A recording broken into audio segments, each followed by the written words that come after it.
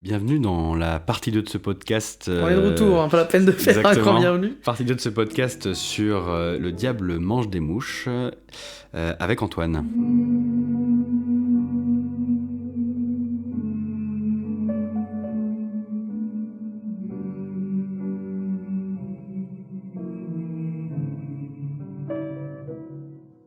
On va du coup essayer de détailler un peu scène par scène en suivant l'ordre du bouquin parce que il est plutôt cohérent et puis en vous donnant un peu, déjà en vous décrivant un peu ce qui se passe. On va pas rentrer trop dans les détails, il faudra quand même acheter le bouquin pour jouer bien évidemment. Alors, disclaimer, ça correspond à la manière dont nous on l'a fait plus ou moins, voilà, mais ça peut être fait différemment. On vous propose ce que nous on a ressenti, ce qu'on aurait fait, ce qu'on a changé, etc. Donc déjà, ce qui est important, moi ce que j'aime bien faire, il le propose dans le bouquin, c'est que quand il s'assoit autour de la table, vous demandez à vos joueurs de tous faire un test de chance. Et vous leur expliquez pas pourquoi. Et ceux qui ont raté leur test de chance, ben vous notez pas, c'est-à-dire qu'ils ont eu accès et mangé de la viande humaine par les saucisses vendues par Karl Grossman, et qui sont potentiellement du coup des réceptacles, enfin ils peuvent être possédés durant la partie. Et ça on va y revenir, c'est une des mécaniques vraiment super de ce scénario.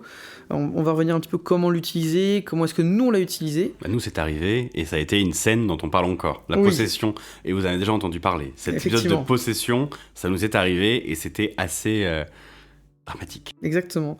Donc en gros, la première scène d'introduction, le commencement, il est 11h56, parce que j'ai noté dans mon carnet de préparation, et vous êtes dans un café qui s'appelle le Romaniche Café, il fait beau, et ce qu'on avait fait nous, c'est que les investigateurs se connaissaient et se retrouvaient pour un café et puis discuter de rêves étranges qu'ils avaient eus. Voilà, c'était un peu comme ça qu'on a débuté le scénario. Est-ce que tu veux raconter quelque chose de particulier ? Bon, on était tous à table, il me semble qu'il faisait plutôt beau. C'est un café en terrasse, ouais, il faisait beau. Un café en terrasse, il faisait beau.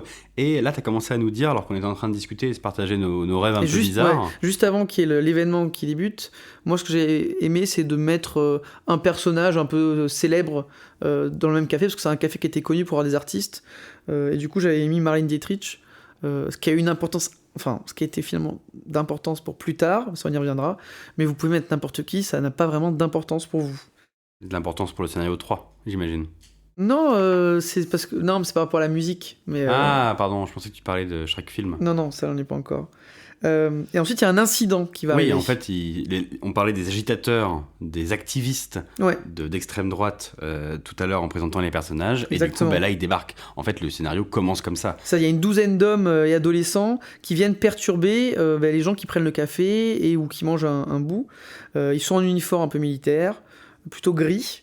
Et ils ont tous une insigne en étain qui représente un bateau viking. Vous trouvez tous les détails dans le bouquin. Vous pouvez vos joueurs faire des tests de connaissances pour un peu les ancrer dans l'histoire, s'ils reconnaissent, qu'ils comprennent ce que c'est, etc. Et le but de ces agitateurs, ça va être de faire de l'agitation, et ça va être de déclencher une réaction de la part des gens qui sont assis au café. Donc ils vont se mettre il y a des huées qui vont éclater, ils vont se mettre à faire une chanson horrible avec des paroles satiriques et extrêmement antisémites. Tout ça en parlant de Walter Rathenau, qui est le ministre des Finances actuel. Et donc vous allez comprendre qu'ils lui en veulent d'une manière ou d'une autre, ce groupe-là, ce espèce de groupuscule. C'est le groupuscule qui va assassiner Rathenau 4 jours plus tard. Exactement, voilà.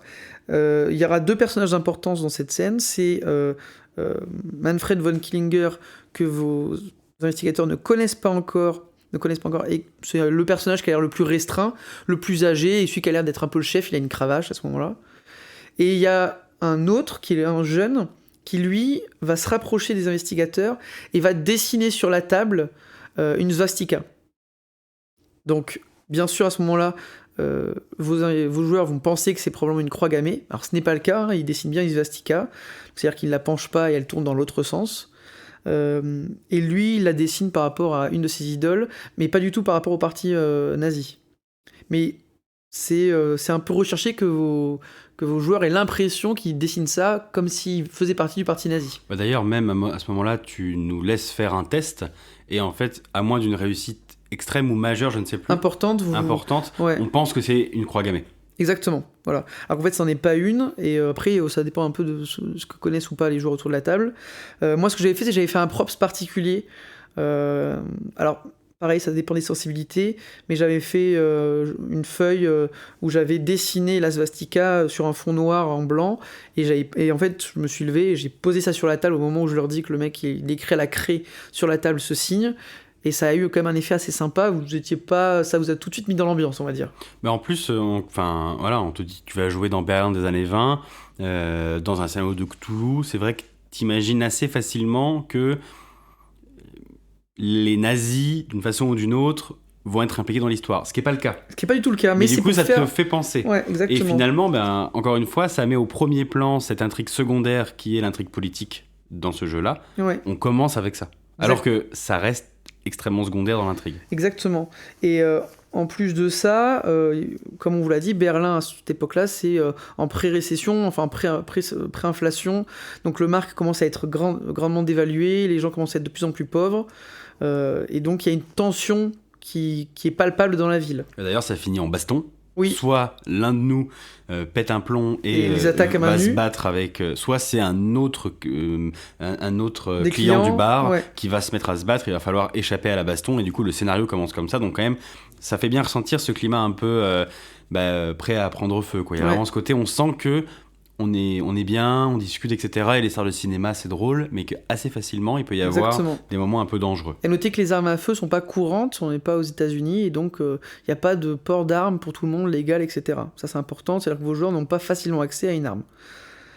Donc ensuite, la bagarre se déclenche, et puis souvent les investigateurs vont essayer de fuir, parce que les policiers vont arriver, et en fuyant, vous pouvez essayer de leur faire remarquer via un jet qu'il y a un homme qui les observe, et qu'il y a un homme qui les observe. En fait, cet homme, c'est le prince Konstantinovitch, qui va plus tard leur donner en fait une mission qui va les lancer dans cette quête. Du coup, il est là parce qu'il les repère ou même pas ? Oui, il est là parce qu'il les repère et parce que il est pas vraiment, c'est pas vraiment décrit.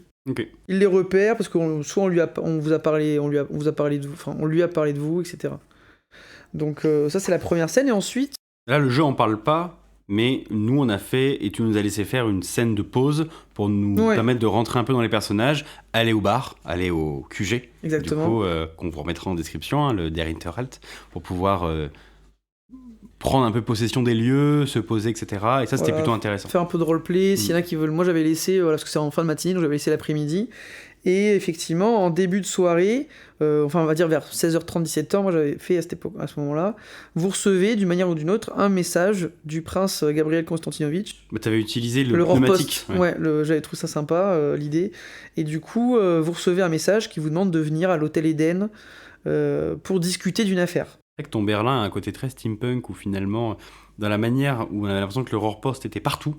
Ouais. La sensation que le Berlin d'Antoine, il est des années 20, il est plein de tubes, et que tu peux envoyer un peu des messages à n'importe qui depuis n'importe où, avec ce côté très steampunk avec toi. Juste aussi, à ce moment-là, vous pouvez donner le premier indice qui est fourni, c'est-à-dire l'article qui dit que Grossman s'est suicidé. Donc soit vous pouvez le donner au moment où vous êtes assis à table au tout début pour que vous en discutiez. Alors moi j'avais fait plutôt discuter Division, soit vous le donnez après, justement dans l'après-midi quand vous faites autre chose, et à ce moment-là, si vous êtes à votre QG ou quoi que ce soit, vous donnez l'indice, et puis ça permet aux joueurs aussi d'en discuter. Sachant qu'il est important puisque tu as déjà l'adresse de Grossman dessus. L'adresse de Grossman est notée dessus, donc ça peut être super important pour la suite. Donc vous vous retrouvez ensuite à l'hôtel Eden, donc après, pour décrire l'ambiance, tout est bien expliqué. Il faut quand même un peu insister sur le fait qu'on est bientôt au niveau du solstice d'été, donc que les nuits sont courtes, ça aura une importance pour la fin du scénario. Et donc vous arrivez au 4e étage d'un hôtel plutôt luxueux, plutôt mondain. Vous rentrez dans cet hôtel, et à ce moment-là, vous allez rencontrer... Alors, initialement, vous rencontrez quelqu'un qui parle russe, c'est le majordome, et qui va vous proposer un verre, mais vu que souvent la plupart ne parlent pas russe dans les investigateurs, vous n'allez pas comprendre, ça va faire... il n'est pas très agréable, donc c'est un peu étrange. Et puis à ce moment-là, l'imposteur, enfin le prince Konstantinovitch va arriver, et il va se présenter, donc tout est décrit dans le bouquin, dans un allemand parfait mais avec accent. Donc vous pouvez faire... il y a un petit accent russe qui transparaît. Et il va vous expliquer sa demande. Donc sa demande, c'est d'enquêter sur la disparition d'une... j'y arriverai jamais, une paysanne polonaise. Exactement. Francesca. Ouais, dont le nom a été retrouvé dans le journal de Grossman sous Sosnowski. Enfin, lui, il pense que ce nom-là, c'est elle. Et il veut la retrouver pour des raisons qu'il ne vous explique pas vraiment. Et il va vous montrer des indices avec le journal de la tsarine, où vous voyez qu'il y a effectivement l'emblème Romanov qui est la svastika. Donc là, ça peut faire cogiter vos joueurs par rapport à ce qu'a fait le personnage juste avant.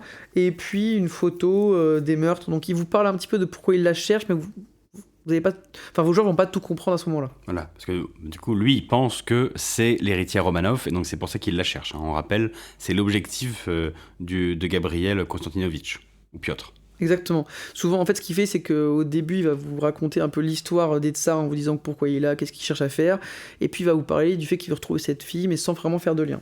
Après, si vos joueurs ont un peu de culture G sur ce sujet-là, ce qui était le cas de notre table, on a compris très vite, il me semble qu'on a compris dès cette scène-là, que c'était ça.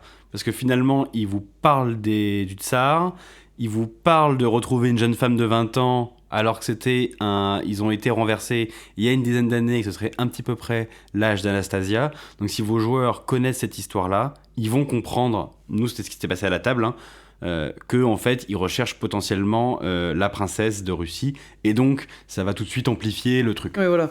En fait, au début, il va vous parler de tout ça en vous racontant, et puis il va dire oh pardon, je change de sujet, je reviens à ma demande, comme si ça n'avait pas de connexion, alors qu'en fait ça a une forte connexion. Donc ensuite, il vous explique qu'il cherche cette femme, et en fait il va payer extrêmement bien. C'est-à-dire qu'il va vous payer, je crois, c'est 3 livres par jour, et donc livres sterling, et vu qu'en fait actuellement le mark est extrêmement dévalué, c'est-à-dire qu'il a perdu 3 fois sa valeur, c'est-à-dire qu'au début, il vous explique au début qu'un $1 c'est 300 marks, et que là depuis quelques mois c'est passé, $1 c'est plus de 1000 marks, donc la monnaie, le mark a été extrêmement dévalué durant cette période, et c'est que le début, et lui il vous propose de vous payer en livres sterling, donc il faut bien mettre l'emphase et expliquer à vos joueurs que c'est beaucoup d'argent. Et donc que pour eux, ça peut être... ils ne peuvent quasiment pas refuser une offre pareille, quoi. Surtout pour enquêter sur quelque chose qui semble plutôt anodin à premier abord. Hein.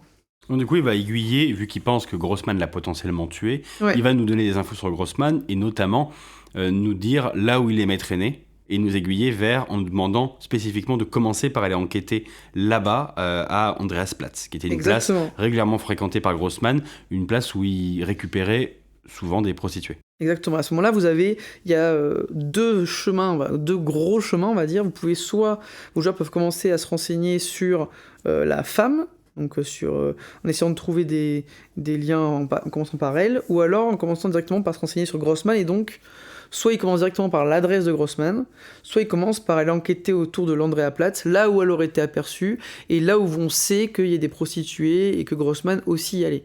Finalement, pour l'intrigue, le meilleur choix pour les joueurs, c'est Andreasplatz. Exactement. Puisque s'ils vont pas là tout de suite, ils vont perdre des infos. Ouais, ça, ils le savent pas, hein, mais vous le savez. Ouais, donc après, c'est à vous de voir ce que vous voulez faire, il faut leur laisser le choix. Vous avez commencé par partir à l'Andreaplatz, ça vous semblait le plus naturel. Direct, ouais. Donc, après, potentiellement, c'est aussi ce qui semble le plus naturel au prince.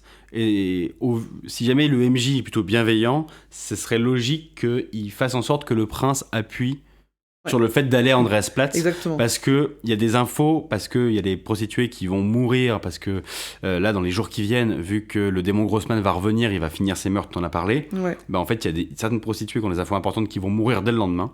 Donc si jamais ils y vont pas maintenant, ils n'auront pas toutes les informations. Donc, le MJ, s'il est plutôt bienveillant, et vu que c'est une enquête complexe, on vous a dit avec beaucoup d'éléments, si jamais ils n'ont pas certains éléments qu'ils vont pouvoir récupérer que plus tard, ça peut être difficile. Il n'y aura pas d'éléments, il n'y a pas de choses qu'ils ne peuvent pas récupérer plus tard, mais ça va demander de faire d'autres et pas se tromper ailleurs. Soyez pas dirigistes avec vos joueurs, mais bon, le prince, il veut les envoyer là-bas. Ouais, donc surtout vous allez finir l'entretien avec le prince, ce sera le début de soirée, et donc c'est le meilleur moment pour aller à l'Andreasplatz, c'est la nuit, parce que c'est là où il y a les prostituées et là où il y a les infos.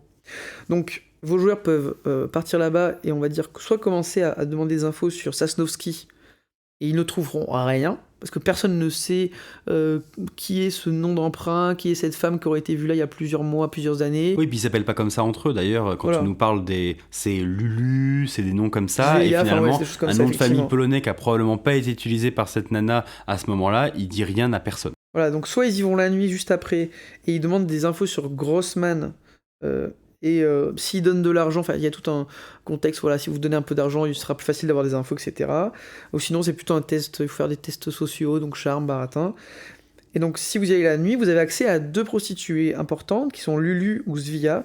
Lulu, elle va vous décrire un peu comment elle a connu Grossman, et elle va vous permettre, elle va permettre aux joueurs d'aller soit directement, d'aller à son adresse, elle va confirmer son adresse, et elle va aussi vous parler d'un endroit important qui est la cabane, ça on y reviendra après. Et Svia, elle va vous parler du cabaret au Moulin Rouge, en vous disant que c'était un endroit où lui il aimait aller et où potentiellement on pouvait trouver des filles, donc pourquoi pas une trace de cette fameuse Sosnowski. Et c'est un endroit important parce que en fait ça nous mènera à elle, là-bas on découvrira ce qui lui est arrivé, qu'elle a été internée, etc. Sachant que vous avez une description de cette patiente, de cette personne, vous savez qu'elle est blonde, yeux bleus, tout ça. Lulu, c'est donc du coup la prostituée qui mourra le lendemain des mains de Grossman, du démon Grossman, donc c'est le seul moment où vous pouvez la voir. Oui, parce qu'en fait, il faut savoir que si vous n'y allez pas de nuit, vous y allez de jour, il faut faire un test de chance, et c'est soit le test il est normalement réussi, et vous pouvez en trouver une des deux, au choix, donc plutôt, si c'est le cas, plutôt essayer de trouver Lulu, de faire trouver Lulu, moi je trouve ça plus sympa pour vos joueurs, après avoir, soit... Si c'est une réussite majeure, vous trouvez les deux. Si vous ratez, vous trouvez personne. Et dans ce cas-là, vous n'avez pas d'infos. Après, s'ils sont à la recherche de Francesca, c'est plus logique qu'ils trouvent Zia, qui va les mener à... Oui, effectivement. Non, mais ça, c'est des choses à voir en fonction de comment l'ambiance se déroule. C'est pas facile. Il n'y a pas de bonne solution. Bon. Toi, sur cette place, nous, au début, on n'avait pas compris que c'était nécessairement les prostituées qu'il fallait viser. On avait commencé par les bars. Et donc, tu avais préparé plusieurs endroits. Exactement, parce que c'est évident que sur une place de nuit un peu animée, tu nous avais décrit plein de gens qui picolaient un peu partout, comme une soirée dans une rue. Et donc... C'est pas forcément, je sais pas si c'est prévu dans le bouquin, mais je me semble que si. Il y a plusieurs bars pré-générés. Ouais, il y a des. Alors j'ai pas les pages là, mais il y a une dizaine, 10, 12 lieux avec des bars prévus qui sont créés. Donc j'avais utilisé ça, plus sur la carte, je crois qu'il y avait un truc qui s'appelait le Chat Noir, tout ça. Donc j'avais utilisé un bar, j'avais quelques bars en tête pour vous envoyer et pour vous rediriger ou pour vous trouver des informations là-bas. Et en fait. Parce que vos joueurs, il faut savoir qu'ils vont pas forcément avoir l'habitude de comment gérer, est le Berlin des années 20. Donc les aiguiller au début en leur disant, voilà, pour trouver des informations, peut-être les prostituées, etc. Ça peut les aider. Et donc ensuite vous avez ce choix, soit repartir sur la piste de Grossman, soit aller au Moulin Rouge. Donc vous aviez fait Moulin Rouge. Ouais, et après moi, si j'avais le truc qu'on avait pensé quand on a préparé le podcast sur le côté continuité, le truc qui m'aurait fait marrer, c'est que vous rajoutez du coup des mannequins. Dans le deuxième scénario, va y avoir des poupées, des poupées comme des androïdes un peu pré-industriels qui vont exister. C'est des humains qui sont des poupées, mais eux-mêmes ne savent pas qu'ils sont des poupées. Exactement, et qui ont pour objectif de récupérer du matériel génétique, et je fais des petits lapins avec les doigts auprès d'autres personnes. Ouais. Et donc, en fait, ce sont des androïdes prostitués. Pour la plupart, oui. Et ce serait assez drôle d'en rajouter de façon subtile. Ils ont un petit signe au niveau, comme un tatouage au niveau du cou, si vous n'avez pas encore lu le deuxième scénario. Et c'est vrai que ça serait pas mal que quand vous passiez, vous dites, vous remarquez qu'il y a un tatouage. Qu'il y a un ou deux qui ont l'air qui se prennent les cheveux, ils ont un ou deux tatouages au niveau du cou. Qui ont la peau avec une texture particulière. Ouais, non, ça serait bon. Moi, je pense que ça attirerait trop l'attention. Ouais, là, ils seraient en mode, c'est quoi ça? Non, juste le petit tatouage, et puis vous en parlez pas, et puis si vous faites la session 2 mois après, peut-être qu'il y en a qui s'en rappelleront. Et ça va renforcer ce côté continuité, monde cohérent, parce qu'en fait, ça serait logique qu'elle soit déjà là, ces mannequins. Exactement. Vu de ce qui se passe avant. Et là, on va d'ailleurs discuter d'un moment de continuité. Donc, vous avez décidé d'aller au cabaret du Moulin Rouge. Donc, c'est une espèce de cave, ancien restaurant. Vous rentrez par la porte latérale. Ça, c'est des descriptions qui sont dans le bouquin. Et quand vous arrivez, il faut décrire un peu l'ambiance, la fumée. Il y a une scène où il y a un numéro de ventriloque qui se passe. Le mec se fait huer, il se fait dégager. Et vous pouvez essayer de vous renseigner à ce moment-là sur Sosnowski. Donc la fameuse la femme que vous recherchez. Et en plus, certains ont pu avoir une vision du Moulin Rouge. Et donc à ce moment-là, s'ils ont eu cette vision-là, ils ont un des bonus pour essayer de trouver des informations. Vous pouvez aussi offrir de l'argent, par exemple. Et vos joueurs peuvent trouver habituellement des habitués ou un couple d'habitués qui se rappellent vaguement d'une femme, qui ressemble un petit peu à ça, mais elle se faisait pas appeler comme ça. Elle se faisait appeler un truc style, ils disent, je crois, Shamsowski, Shamsowska. Et à ce moment-là, vous allez mettre en tête à vos joueurs que peut-être que la personne qui cherche, elle a un nom différent ou elle utilise des alias. Ce sera plus simple pour comprendre un petit peu la suite. Ils vous disent qu'elle fait un peu partie des piliers, mais qu'elle a arrêté de venir après s'être jetée dans le Landwehr, qui est le fleuve qui passe à Berlin. Enfin, un des annexes du fleuve, et qui l'ont emmené à un asile chez les dingues.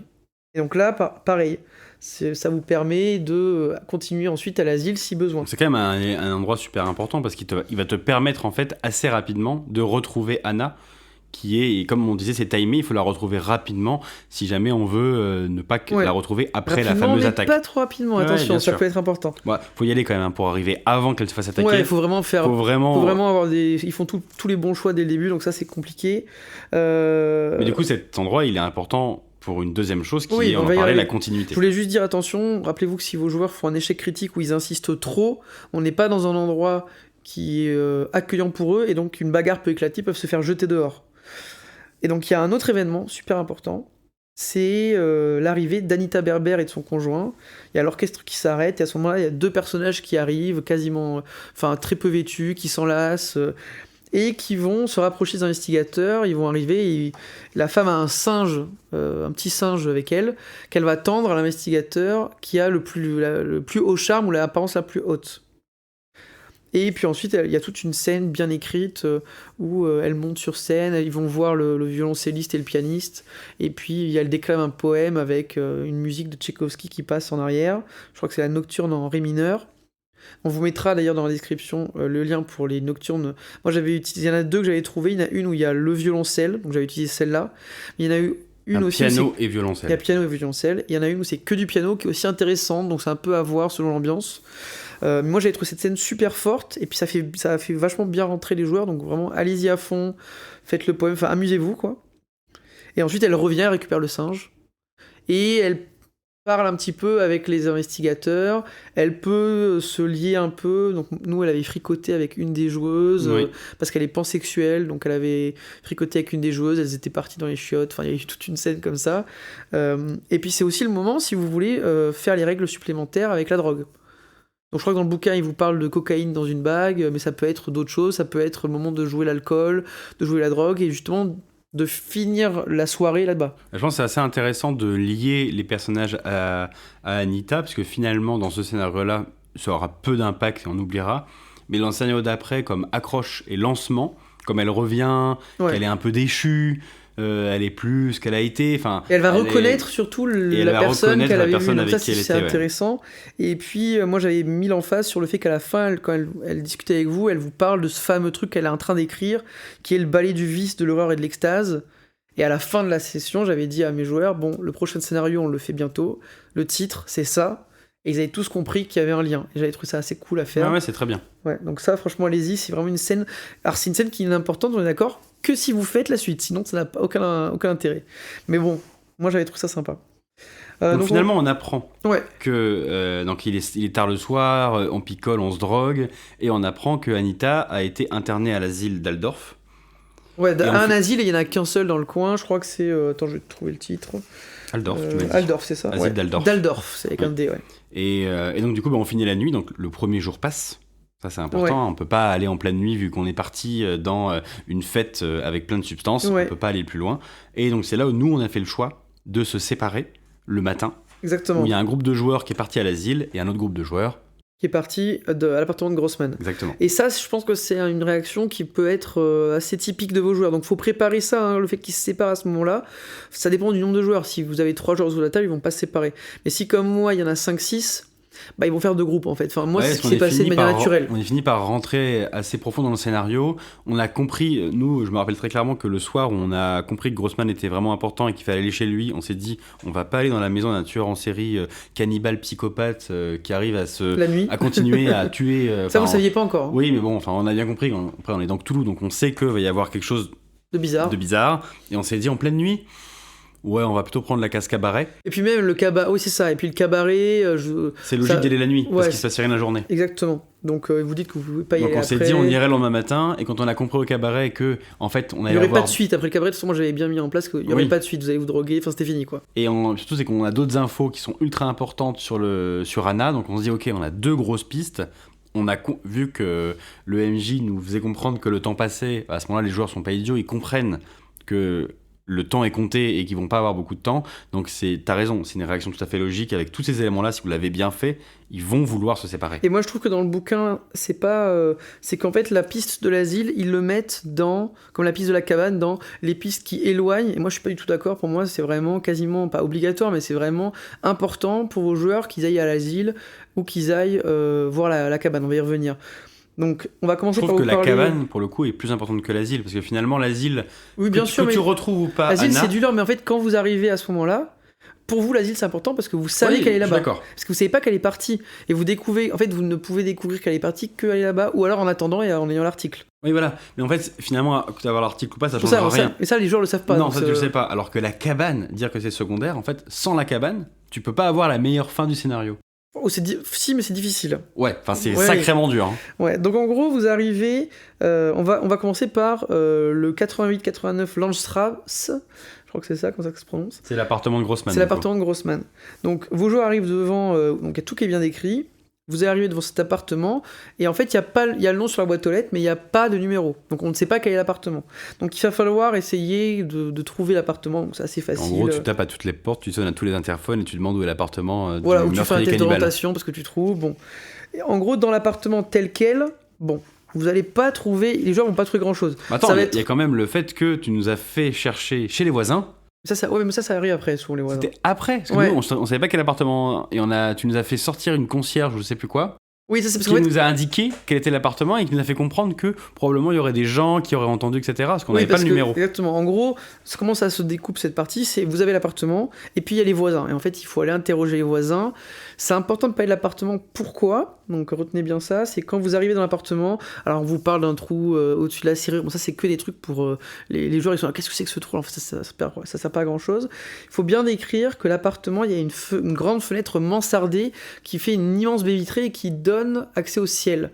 C'est important parce que ça va permettre à vos joueurs de penser à l'appartement à la fin quand ils devront faire le rituel. On peut le dire rapidement. Donc le rituel, c'est ce qui va permettre de bannir Grossman à la fin. Et il y a des conditions pour le faire. Et il y a faut un objet important pour Grossman. Voilà. On en reparlera. Il y en a un à la cabane, d'où le fait qu'on trouve que la cabane, c'est pas trop secondaire. Ouais, exactement. Il faut qu'il y ait une vue sur le ciel, d'où le fait qu'il est important de bien préciser aux joueurs qu'on voit bien le ciel depuis l'appartement, parce que sinon, Voilà. ils seront tentés de le faire ailleurs. C'est la cabane ou la place. Ouais, alors avec après, les vous pouvez donner, il y a prostituées. un plan qui est fourni que vous pouvez donner aux joueurs. Et moi, j'avais décidé de pas le donner parce que des fois, j'aime pas trop quand la présentation visuelle elle est trop marquée, les joueurs ils arrivent pas à enfin, je préfère quand les joueurs s'imaginent eux-mêmes la chose, mais il faut donc bien préciser cette histoire de fenêtre mansardée qui ouvre vers le ciel, grande baie vitrée là, ça permet de pousser à ça. Après, il n'y a pas grand chose à trouver à part des traces de sang, un peu d'ambiance, et puis les joueurs qui reconnaissent avec les visions, et donc les pertes de points de santé mentale qui entraînent la mécanique classique de perte de santé mentale. Parce que du coup, les visions, c'est que vous allez avoir des visions de vous en tant que Grossman en train de commettre les meurtres et dans un appartement. Et là, vous si allez vous avez reconnaître eu les l'appartement. visions, voilà, avant l'appartement, quand vous arrivez, là, ça commence à être bizarre. Vous avez eu ces visions-là et vous vous rendez compte que c'est, si c'était pas déjà le cas, que vous êtes déjà venue ici, que vous reconnaissez l'appartement et vous comprenez que ces visions-là, Et à c'était ce moment-là, Grossman, vous c'était perdez sûr. le poids de santé mentale, ou alors vous n'avez pas eu les visions, donc vous y allez. S'ils y vont en premier, ils voient l'appartement et ils en rêvent le soir comme si c'était Grossman et ils perdent des points de santé mentale à ce moment-là. Bon, en gros, voilà pour l'appartement. Ce qui est important dans l'appartement, en fait, c'est les voisins. Et donc, dans les voisins, donc ils en présentent, je crois, 6. Attends, je vérifie. Ouais, c'est ça, 6 voisins à qui vous pouvez parler, en sachant que les voisins qui sont, pour moi, quasiment obligatoires, enfin, que moi je voulais que vous voyiez, c'était les voisins 1 et 3. Donc c'est Max Sartung le premier qui va vous dire que il n'assistait jamais à d'actes violents, tout ça, et en fait il ment. Donc ça permet de mettre de l'ambiance avec vos joueurs, de voir que le personnage en fait il avait déjà vu que Grossman c'était un violent, et en fait ils peuvent se rendre compte qu'ils allaient boire souvent des coups au Moulin Rouge, et là ça vous fait penser que Grossman en fait il allait souvent au Moulin Rouge, et donc il y a un lien, enfin ça vous permet de tisser du lien une fois de plus. Je crois que 2, 3, 2 c'est plutôt... c'est tout ça, après c'est des personnages qui donnent de l'ambiance, qui vous disent j'ai entendu des gémissements, mais voilà... Ils sortaient souvent avec des saucisses sous le bras. Voilà, que... donc la troisième, c'est un couple, donc eux c'est un peu hardcore, ils disent non, on entendait des cris, des gémissements, mais c'était pas vraiment des cris de... C'était plutôt des cris de douleur, pas des appels à l'aide. Donc c'est pour ça qu'on n'a pas vraiment fait quelque chose. Donc il y a tout ce côté poisseux qui va compter à mettre en place avec les gens qui n'ont rien fait mais qui savaient en fait. Et ça, c'est fait pour rendre en colère vos joueurs en fait, hein, qui vont dire qu'est-ce que c'est ces connards qui n'ont rien fait, qui ont laissé ces femmes être tuées. Et je crois qu'ensuite il n'y a pas grand chose de très important, le reste c'est pas très important. Si jamais vos joueurs n'ont pas l'idée d'aller visiter, ils restent un peu dans l'appart, ben vous faites venir la concierge un peu là, Frau Itzig là, qui va venir. Tu parles de la cabane, tu veux dire ? Non, elle va... Enfin oui, mais elle va surtout vous parler de... elle va venir dire, vous pouvez interroger les voisins. Ah oui, d'accord, ok. Surtout ça. Oui, elle va dire, eux, ils ont tout vu, ils étaient là, allez leur demander, moi, je ne sais pas. Exactement, c'est ça. Et je voulais juste vérifier, c'est les troisièmes, justement. Ceux où j'ai dit qui parlent des cris de douleur, etc. Eux, ils vont parler de la cabane. C'est pour ça qu'ils sont importants. C'est que en gros, si vos joueurs arrivent à soutirer des informations, ils peuvent dire il y a une fameuse cabane, la cabane du jardin sur Landsberger. Et du coup, s'ils ont loupé Lulu, Voilà. eh ben, ils peuvent retrouver la cabane à ce moment-là. C'est pour ça que le couple de voisins est important. Donc ça, on a fait un peu le tour, je crois, des choses très importantes à ce niveau-là. Ensuite, il n'y a pas grand-chose. Mais après, assez logiquement, ils vont aller à la cabane à ce moment-là. Nous, je me rappelle que c'est ce qu'on avait fait, où on avait déjà eu la cabane grâce à Lulu. Et du coup, on s'était dit, on fait appartement-cabane pendant que c'est ça, les autres mais sont en à fait, l'asile. avant, vous avez fait l'asile, et je crois qu'ils vous ont rejoint pour faire Je suis la pas cabane. sûr, hein. Je sais plus, mais moi, si, il me semble, parce que je pensais que la cabane, justement, c'est sympa, et c'est sympa que tout le monde soit là. Bon, après, souvent, j'avais fait l'asile en même temps. Donc là, l'asile, on en parle rapidement. C'est un asile qui est un peu en périphérie de la ville, donc il faut trouver un moyen d'y aller si vous n'avez pas de voiture. Et c'est là il faut réussir à rentrer avec un test de compétences sociales. Il faut qu'il y ait un médecin ou un psychiatre, un médecin ou un psychologue ou quelqu'un du monde médical pour avoir accès au dossier de la patiente. Sinon, même en ayant réussi tout ce que vous voulez, ils vous donneront pas les dossiers médicaux si vous faites pas partie du monde médical. Et ensuite, surtout qu'il faudra faire un test de médecine pour décrypter l'écriture du médecin. Donc, même quand on fait partie, en fait, nous, il était psychiatre et il a essayé, on lui a pas laissé emprunter les dossiers. Non. Et tout ce qu'il a pu faire, c'est les consulter sur place. Il a essayé de les voler. Ouais. Il s'est finalement, il a fait un échec critique, il a chié en essayant de les voler. Il s'est rattrapé. Ça s'est fini en course poursuite avec les gardes de l'asile et il a chopé le métro ou le tramway, je sais plus, au dernier moment, avec quelques morceaux de feuilles du dossier médical pour qu'on puisse retrouver Anna. Ça a été assez compliqué. Exactement. Et en fait, dans ce dossier, donc s'il arrive à décrypter le dossier, eh ben, vous trouvez des éléments assez importants sur son état psychique, sur des choses qui peuvent vous aider à plus tard dialoguer avec elle, le fait qu'elle ait des cicatrices, et aussi le fait qu'elle se fait maintenant appeler Anna Tchaïkovsky, et qu'elle a été remise à la garde du baron von Kleist. Et donc là, si vos joueurs, ils n'ont pas compris que c'était Anastasia Romanoff, maintenant ils ont compris. Ouais, et s'ils n'ont pas compris là, ils comprendront pas. Ouais, oui, c'est qu'ils ils connaissent pas cette histoire. Exactement. Et en gros, après, avec un examen de l'annuaire rapide, ils peuvent trouver l'adresse et y aller. Et donc ça, c'est le seul chemin. S'ils speedrun tout, ils arrivent très rapidement, ils la voient avant l'attaque. Le mieux, c'est d'essayer de délayer le plus possible pour qu'ils la voient le soir, je crois que c'est le soir du 22. Le soir de l'attaque. Exactement, c'est le plus intéressant. Donc ça, c'est la scène un peu à l'asile. Ensuite, ils peuvent aller à la police. Donc ça, c'est très intéressant, la police. On va vous expliquer pourquoi. Donc ils y vont, ils rencontrent l'inspecteur Krieg, qu'ils peuvent revoir plus tard. Ils peuvent essayer de le persuader de voir le corps, de voir le dossier de l'enquête. Le corps de Grossman, tu veux dire ? Il est visible. Et puis aussi de voir les objets en question. Et en fait, vous allez retrouver dans les objets le carnet, le journal intime de Grossman. En plus, tu as un peu d'ambiance, parce que Krieg, il va aussi te raconter l'arrestation de Grossman. Exactement. Et il peut te donner des détails un peu particuliers sur ce qui s'est passé. Ouais, franchement, allez-y à fond, ça donne bien l'ambiance. C'est vachement important ce passage-là parce qu'il y a ce journal. Donc le journal, pour l'avoir, il faut soit que quelqu'un fasse partie des forces de l'ordre, soit réussir un test de compétences assez élevé. Donc je crois qu'ils disent que si c'est pas du baratin ou de l'intimidation, enfin je sais plus, il faut que ce soit plus de majeur, voire extrême la réussite. Moi j'avais dit ce sera extrême pour tout. Parce qu'en fait, ce journal, les joueurs vont avoir tous envie de le récupérer. Ils vont se dire, ouais, il y a des trucs importants, c'est sûr que c'est un objet important. Et il faut savoir que s'ils le récupèrent, ça annonce une fin tragique pour eux. On vous expliquera plus tard après. Tu peux rapidement dire, si jamais ils le récupèrent et qu'ils utilisent pour faire le rituel, en fait, si ils ne peuvent pas bannir le démon. C'est soit tu échoues, soit tu le fais... tu l'importes dans ce monde sous la forme d'un shogot et il sera dégueulasse. Donc en fait, quoi qu'il arrive, avec ce truc-là, vos joueurs ils sont condamnés. Il y a un paragraphe qui s'appelle Une très mauvaise idée dans le bouquin. Ce journal, il faut savoir que s'ils l'ont en leur possession, pour moi, c'est quasiment sûr qu'ils l'utiliseront dans le rituel. C'est tellement normal, naturel qu'ils le feront. Après, tout dépend de la manière dont vous voulez finir votre scénario. Si vous voulez vraiment mettre une teinte tragique, dégueulasse, et buter tous vos joueurs à la fin. Il faut leur laisser la possibilité de le faire. Il faut leur laisser la possibilité. Moi, j'avais rendu ça un peu plus ardu parce que je trouvais que vraiment, dès qu'ils l'avaient, c'était fini, quoi. Donc, je trouvais ça dur et un peu injuste, mais c'est aussi l'ambiance. Donc, c'est à voir un peu comment vous masterisez ça. Je crois que on n'a rien d'autre à dire particulier sur la police, hein, parce que franchement, c'est pas le truc. Bah, ensuite... Si, ça fait de l'ambiance quand même, parce que tu disais qu'Inspecteur Krieg, on le revoit tout au long des scénarios. Oui, voilà. Donc, c'est comme Anita Berber, ça fait du lien. Alors, Anita Berber, elle est importante pour le deuxième, mais pas pour le très reste. Importante, ouais. Krieg, en fait, elle est très très importante pour bon, le faut pas exagérer non plus. Elle est pas non plus. C'est un point d'accroche. Mais une fois que dans le faut scénario 2, elle meurt, et elle est pas. Oui, enfin d'accord, mais dans le scénario 2, c'est quand même l'antagoniste principal quasiment. Bah, oui et non. Si. Parce que à partir de la deuxième partie, elle est plus là. Non, mais si, mais elle est sous une autre forme, mais si, elle est là. Bref, c'est plus elle. Mais non, c'est pas son corps. Non, mais si. Enfin, elle est en partie là d'ailleurs, c'est pour ça que. Bon, on vous expliquera ça, vous comprendrez durant l'épisode. Mais en tout cas, Krieg, tu disais qu'il était là. Et donc finalement, on va en profiter pour en faire un personnage marquant parce que ça sera sympa de le retrouver. Ouais, toujours. D'avoir eu un truc avec la suite. C'est le personnage lien entre les différentes qui permet de faire une mini-campagne. Donc ensuite, il y a le jardin en lotissement. Dans le jardin de Grossman, il y a quoi ? Il y a des trucs un peu glauques comme des recettes de saucisses. Oui. Ça, tu peux le dire. Ouais. Il y a aussi, tu m'as dit, la règle d'un jeu de société. Ouais, en fait, il y a une espèce de règle de société où vous comprenez que ces meurtres qu'il a fait, c'était pour faire quelque chose. Et en plus de ça, il y a ce côté, s'il y a des personnages qui sont versés dans les arts occultes et choses comme ça, ils vont pouvoir peut-être apprendre des sorts avec. Ouais, il y a des sorts possibles d'apprendre, ouais, effectivement. Donc ça, c'est pour mettre l'eau à la bouche et leur donner envie de le récupérer.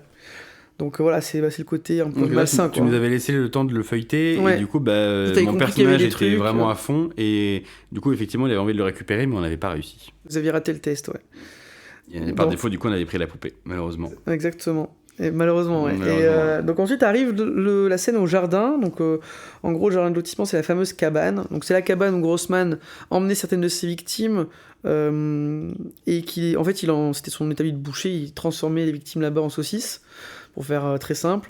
Et il y a tout un truc très malsain où en fait, il essayait d'attirer les enfants du quartier et tout ça. Enfin, vous allez comprendre après. Donc quand vos joueurs arrivent dans cette cabane, qui est facilement retrouvable, donc soit en passant par le couple de voisins, soit en passant par Lulu, la prostituée, ils vont voir pas grand chose à l'intérieur, sauf qu'il y a des nains de jardin. Il y a plein de nains de jardin. Qu'en fait, il volait dans les jardins alentours. Et ces nains de jardin, il faut dire, ils sont curieusement rangés, vous avez l'impression qu'ils vous observent. Mais c'est juste pour te faire flipper. Et pour te donner envie de les fouiller. Mais oui, c'est ça.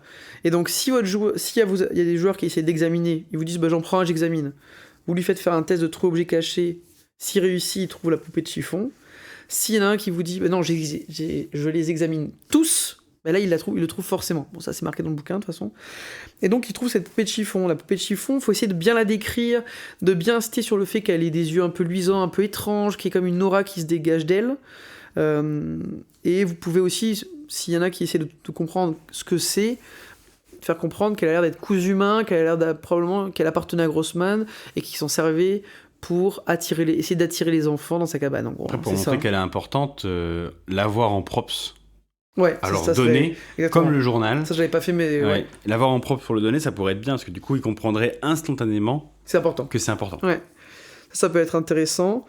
Et je crois qu'après ça, il y a une voisine qui vient vous parler, donc c'est Johanna Pagenkopf, qui vous dit qu'elle a vu les allers-retours, qu'elle a des fois, elle a aidé à réfugier certaines prostituées chez elle pour qu'elles se cachent après s'être fait agresser, que souvent ils préparaient la viande là-bas, donc c'est à ce moment-là qu'ils le comprennent. En fait, tu comprends encore que tout le monde savait. Ouais, exactement. En fait, tout le monde savait, mais enfin, ils savaient tout le monde savait que c'était un affreux personnage, pas forcément à ce point. Non, ils savaient pas qu'ils faisaient la viande de chair humaine là-bas, mais ils savaient effectivement que c'était un affreux personnage. Mais d'ailleurs, c'est pas là que les joueurs comprennent que potentiellement, il y a beaucoup de viande encore en circulation. Parce qu'en fait, quand ils sont là-bas, ils voient qu'il y a des pots de conserve de viande, et ils se rendent compte qu'il y a de la viande en conserve, et donc que potentiellement, il y a des conserves de viande qui sont encore dans des celliers de famille partout dans Berlin. Et donc à ce moment-là, ils comprennent qu'il y a de la viande humaine en circulation à Berlin encore, et ça peut faire perdre des points de santé mentale, etc. Donc ça, c'est à peu près tout pour les joueurs, ils ont aucun moyen de savoir que c'est par à part celui qui est possédé, que c'est par la consommation de viande humaine vendue par Grossman que tu es possédé par Grossman. Non, ça c'est des choses que tu racontes à la fin du scénario, mais ils le savent pas à ce moment-là. Ils peuvent le déduire avec le test de chance, tout ça, mais non, franchement, c'est difficilement, très difficilement. Donc là, normalement, avec ce que tous les joueurs savent, ils vont aller voir Anna le soir.